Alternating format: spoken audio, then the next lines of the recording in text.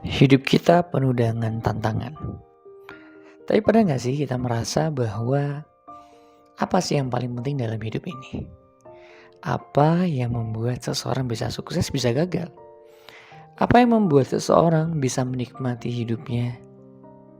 Dan sebaliknya, ada orang yang menderita dalam hidupnya. Tahukah Anda, semuanya berawal dari pikiran Anda. Dan pikiran Anda menentukan bagaimana Anda merespon terhadap segala sesuatu di dalam hidup Anda. Semua kejadian itu netral. Namun bagaimana kita memaknai, itulah yang menentukan bagaimana kualitas kehidupan kita. Your life is what is your response. Halo, selamat pagi, selamat sore, ataupun selamat malam yang Anda sedang melihat di video ini. Perkenalkan, saya dengan Dr. Mats. Saya adalah dokter kecantikan, CEO dari Dr. Mats Clinic. Di video ini merupakan video awalan untuk memulai section yang baru dari YouTube Dr. Mats, yaitu adalah Inner Beauty.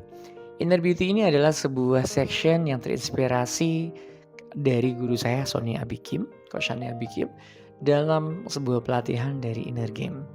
Video awalan ini adalah video pembuka yang akan menjelaskan tentang 3 hal. Why, what, how. Mengapa sih kita perlu memahami Inner Game dan Inner Beauty ini? What, apa sih sebenarnya yang harus kita fokuskan, yang harus kita kendalikan. Yang terakhir adalah tentang how, bagaimana, what next, apa yang harus kita lakukan untuk bisa mencapai apa yang kita inginkan dalam hidup ini.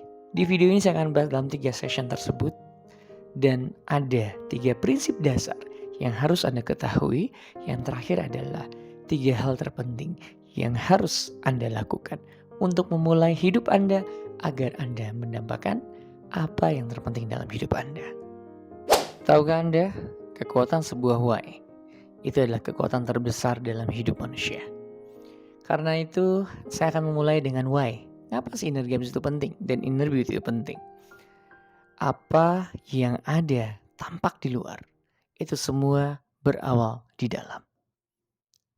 Ada sebuah statement yang saya belajar dari guru saya, Coach Sonia Abikim, adalah kita tidak akan pernah bisa menemukan jawaban di luar sana. Karena seluruh jawabannya hanya ada di dalam diri kita. Maksudnya apa sih, Dok? Yuk, kita ambil sebuah ilustrasi. Seperti contoh, kita mungkin saat ini ada permasalahan dengan masalah pasangan kita.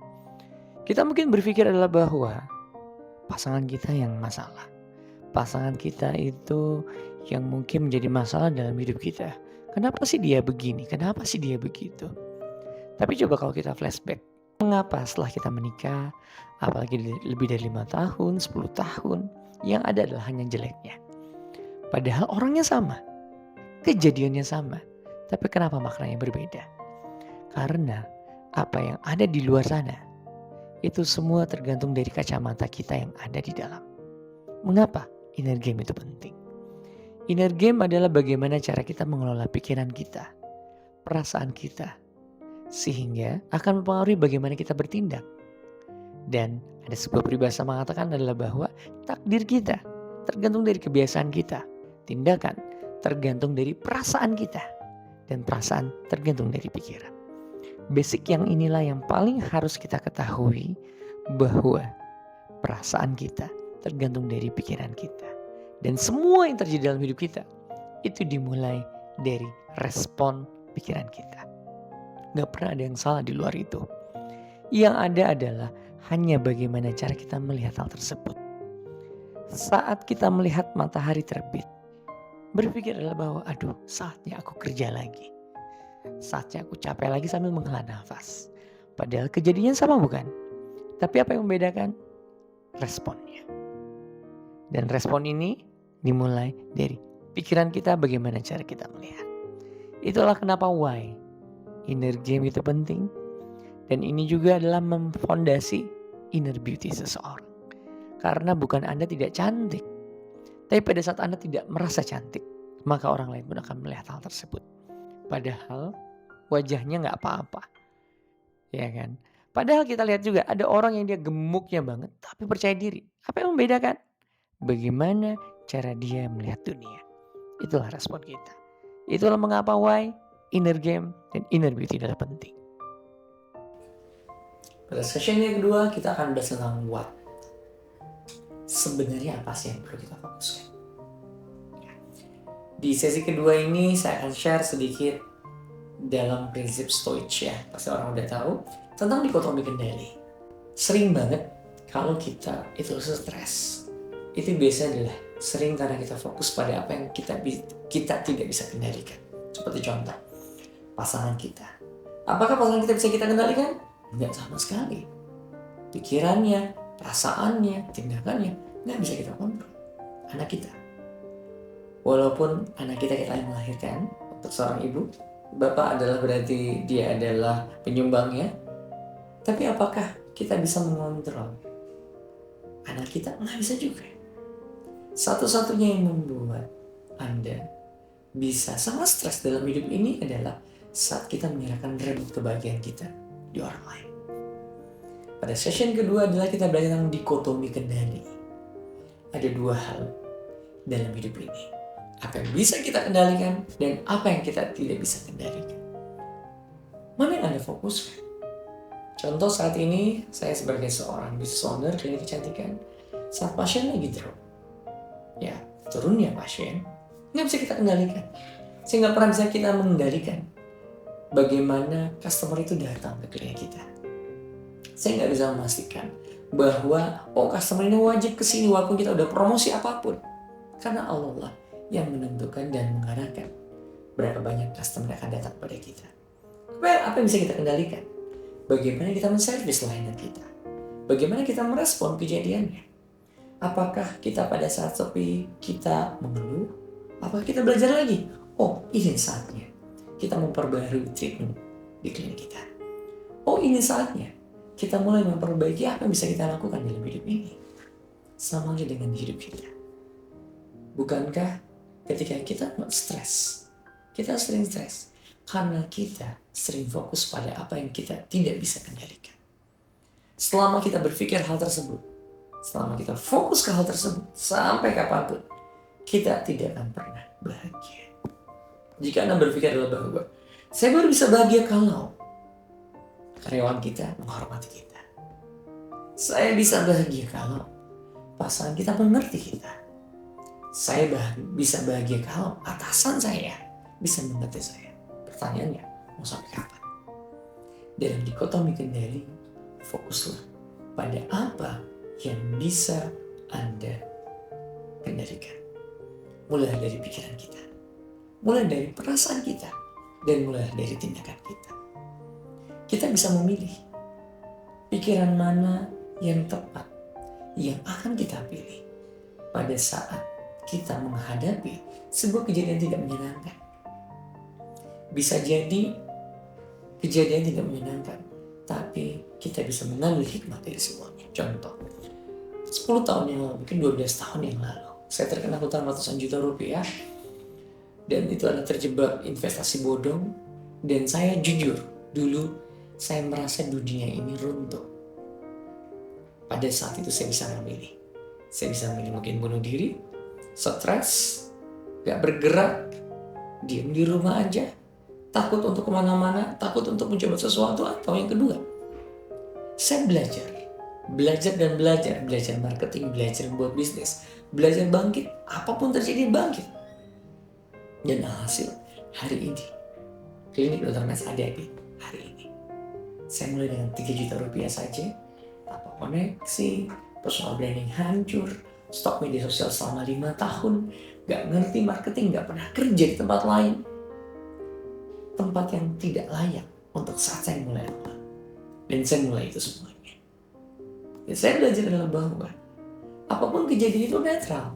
Sampai kita memutuskan apakah saya akan bergerak untuk berbuat yang terbaik atau sebaliknya saya kabur terhadap kejadian ini. Satu hal yang saya pelajari dalam hidup ini adalah kita diberikan 3 hal dalam hidup. Pembelajarannya, yaitu ujiannya itu sendiri, gurunya, dan yang ketiga adalah materinya. Kalau kita nggak lulus, kita bakal diulang. Contoh, kejadian saya terjebak investasi bodong dan terkena hutang ratusan juta rupiah. Itu adalah ujiannya. Gurunya adalah saya belajar dengan banyak guru untuk belajar bisnis, belajar untuk bisa mengendalikan diri, belajar untuk bisa mengendalikan situasi. Dan saya diberikan juga pembelajarannya. Dari situ sampai hari ini saya menjadi seorang konsultan klinik. Saya membantu klinik-klinik yang mereka bingung untuk bagaimana memulai awal. Itulah salah satu cabang bisnis saya yang lainnya, di mana saya tahu dalam memulai sesuatu bisnis apalagi klinik itu berat banget. Apalagi kalau kita nggak ada mentor, nggak ada coach di situ, berat banget. Itulah pembelajaran di What ini tentang dikotomi kendali. Fokuslah pada apa yang bisa Anda kendalikan. Di situ Anda mengontrol hidup Anda. Namun tentunya dengan izin Allah. Dan saya belajar dari Coach Shani Ambikem adalah itulah ternyata ikhtiar. Ikhtiar itu bukan hanya sekedar usaha kita. Ikhtiar itu adalah tentang memilih pikiran apa yang terbaik di kejadian ini. Karena dari pikiran yang baik akan membentuk tindakan yang baik. Tindakan yang baik akan membentuk kebiasaan yang baik. Itulah yang membentuk takdir kita. Allah tidak akan mengubah keadaan suatu kaum sampai kaum tersebut mengubah pikirannya, mengubah apa yang ada di dalam dirinya, dimulai dari pikiran dan responnya. Di session yang ketiga ini kita akan belajar tentang how. Gak penting pengetahuan Anda sampai Anda bisa mempraktekannya. Inilah prinsip saya dalam hidup. Saya adalah seorang ahli workshop, udah workshop kemana-mana, dan saya menyadari adalah bahwa sebenarnya apa sih yang bisa membuat pembeda dalam hidup manusia? Itulah tindakan. Tindakan adalah jembatan antara apa yang Anda inginkan, apa yang Anda impikan, dengan kondisi real Anda saat ini. Itu adalah hal. Setelah kita tahu bahwa inner game itu penting, yes. Kita tahu apa yang harus kita fokuskan, yes. Tapi sekarang kita fokus pada apa yang bisa kita lakukan. Saya mengambil sebuah intisari, sebuah tools yang sederhana, tapi keren pakai banget. Yang mungkin kalau teman praktek ini saja, kita bisa mengubah hidup, yaitu sajadah. Ada 3 langkah saat kita menghadapi kejadian yang paling gak menyenangkan. Sebuah kejadian yang mungkin ini gak cocok, gak pas, atau apapun itu. Itu adalah sajadah. Yang pertama adalah sadari. Sadari adalah bahwa kejadian itu bukanlah pikiran Anda ataupun bukan dirimu. Jangan pernah menjudge apapun yang terjadi dalam hidup kita. Tetaplah berprasangka baik.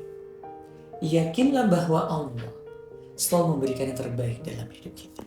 Seperti contoh, kejadian saya kemarin, saat terkena hutang ratusan juta rupiah. Saya sadari adalah bahwa pasti Allah ingin memberikan sesuatu dalam hidup kita. Atau jangan-jangan ada sebuah statement yang mengatakan adalah bahwa jangan-jangan masalah yang ada saat ini dalam hidup kita, itulah doa yang kita panjatkan.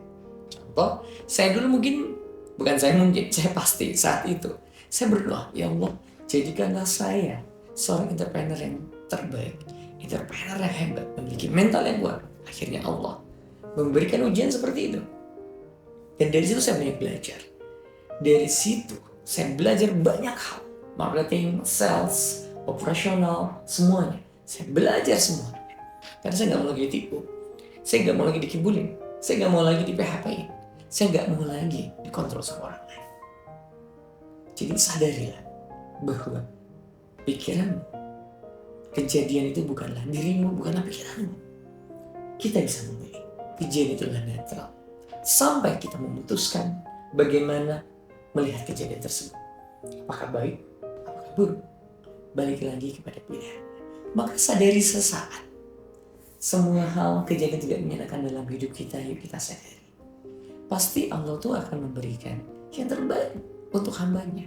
Gak mungkin sekali lagi Allah itu memberikan yang terburuk dalam hidupnya, dalam hidup kita tentunya. Yang kedua, setelah kita menyadari bahwa semua kejadian itu baik, kita ambil jeda sesaat. Terkadang kita perlu memberikan jeda sesaat. Jeda untuk memberikan waktu kita berintrospeksi, melakukan kontemplasi, memberikan jeda sesaat bahwa sebenarnya selama ini apa sih yang benar-benar kita inginkan? Apakah sikap kita sudah terbaik saat ini? apakah masalah ini hanya kita biarkan saja sehingga akan menjadi masalah saja, ataukah menjadi solusi yang lain? Saat kita menyadari adalah bahwa apa yang kita inginkan sebenarnya adalah masalah berikutnya. Contoh seperti ini. Dulu mungkin waktu kita kecil, kita ingin berdewasa. Ya, dulu waktu saya SD, waktu SMP, saya pengen buru-buru udah gak mau lagi sekolah lagi, gak mau lagi ujian. Tapi pada saat kita sudah dewasa, sudah SMA ya, saat itu SMA, sudah kuliah, kita pengen lagi, kayak SD lagi. Gak banyak pikirannya. Kemudian pada saat kita sudah menginjak kuliah, kita buru-buru pengen beres. Pengen apa? Pengen bisa bekerja. Tapi kalau kita berpikir lagi, ketika kita sudah bekerja, kita tuh pengen lagi kayak sekolah lagi. Karena kita masalah lagi. Dan bagi yang sudah kerja, yang dia belum punya pasangan, dia pengen punya pasangan. Tapi ternyata bukan 1, 2. Pasangan itu menjadi masalah dalam hidupnya. Setelah kita punya pasangan, kita tuh pengen punya anak, benar kan? Tapi bisa jadi bukan 1, 2 orang. Anak itu kadang-kadang menjadi masalah dalam hidupnya. Ya kan? Kalau kita mendengar statement seperti ini kan kadang-kadang lucu. Bahwa sebenarnya kita melihat sesuatu yang menjadi masalah kita dalam berikutnya. Sebenarnya bukan seperti itu. Kalau kita memberikan jeda sesaat, kita itu hanya perlu menyadari adalah bahwa kita tuh kurang syukur saat itu. Karena semua dalam hidup ini, semua tergantung dari bagaimana kacamata kita melihat. Kalau kita melihat itu dengan kebaikan, pasti semua itu baik. Pasti semua itu penuh rasa syukur. Tapi sebaliknya, kalau kita melihat itu dari kacamata yang lain, maka kita akan melihat sesuatu adalah masalah dalam hidup kita. Itulah jeda. Dan jeda yang terbaik adalah jeda antara sholat, antara berdoa. Karena biar Allah tuntut apa yang menjadi terbaik dalam hidupnya. Dan yang terakhir adalah apa? Memilih. Sadari, memberikan jeda, baru kita memilih. Yang terbaik sebenarnya apa sih? Ya. Dalam teknik memilih ini, kita cek lagi. Apa yang bisa kita kendalikan, apa yang tidak bisa kita kendalikan. Lalu, ketika kita fokus pada apa yang tidak bisa kita kendalikan, kira-kira mau gak sih kita menyerahkan remote kebahagiaan kita di orang lain? Masa sih kita itu fokus pada pasangan kita yang kita gak bisa kita kontrol? Fokus kepada respon kita. Kita respon yang terbaik untuk pasangan kita. Kita respon untuk pekerjaan kita. Kita respon untuk pasien kita. Kalau saya sebagai dokter, kita respon untuk customer kita. Itulah tindakan yang terbaik kita bisa pilih. Kembali lagi pada yang awal, the only way out is in. Tidak pernah ada jalan keluar. Yang ada hanyalah jalan ke dalam. Inner game adalah sebagai sebuah pembelajaran di mana kita bisa mengerti, memahami pikiran dan perasaan kita. Dan inner beauty adalah sebuah session yang saya kembangkan untuk bisa kita memilih pikiran dan perasaan kita terhadap bagaimana self-image kita. Kayak ada orang yang jerawatan, flek hitam, kegemukan, yang sebenarnya kita bisa memilih pikiran dan perasaan kita yang terbaik untuk kita.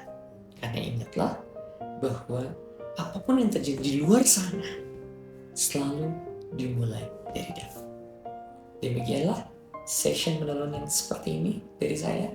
Semoga bermanfaat buat teman-teman semua yang menyimak di video ini. Saya rekomendasikan bagi teman-teman yang belajar ke guru saya, Sonia Bikin, dalam coaching inner game sangat luar biasa untuk bisa membuat kita menjadi manusia yang lebih baik lagi. Manusia yang terbaik adalah manusia yang bisa memilih pikiran dan perasaan terbaik untuk hidupnya. Karena your life is what is your response. Salam dari Dr. Mats. Assalamualaikum warahmatullahi wabarakatuh.